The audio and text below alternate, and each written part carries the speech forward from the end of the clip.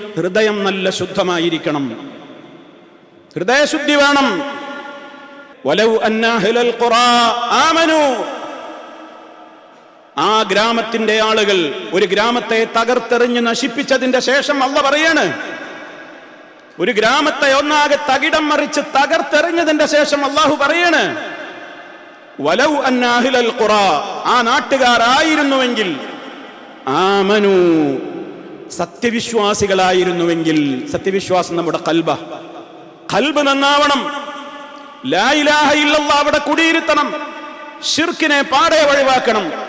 റഹ്മാനായ റബ്ബല്ലാത്തവരോട് പ്രാർത്ഥിക്കുന്ന, ഏലസ് കെട്ടുന്ന, തകിട് കെട്ടുന്ന, ഹോമം നടത്തുന്ന, ഉറുക്ക് കെട്ടുന്ന, റബ്ബല്ലാത്തവർക്ക് വേണ്ടി നേർച്ച വഴിപാടുകൾ അർപ്പിക്കുന്ന, സകലവിധത്തിലുള്ള ശിർക്കൻ ധാരണകളിൽ നിന്നും വിശ്വാസങ്ങളിൽ നിന്നും മുക്തമായ ഖാലിസായ ഒരു ഖൽബ്, ലാ ഇലാഹ ഇല്ലല്ലാഹ്.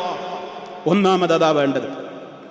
ആയത്തിലെ അടുത്ത വചനം എന്താണ്? വലൗ അന്ന അഹ്ലൽ ഖുറാ ആമനു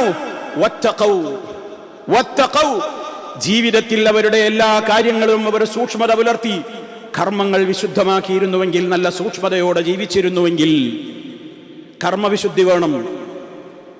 ലഫതഹ്നാ അലൈഹിം ബറകാത്തിൻ മിനസ് സമാഇ വൽ അർദ്, എങ്കിൽ അവർക്ക് മീതെ നിന്നും ഭൂമിയിൽ നിന്നും നാം അവർക്ക് ബറക്കാത്തുകൾ ചൊരിഞ്ഞു കൊടുക്കുക തന്നെ ചെയ്യുമായിരുന്നു.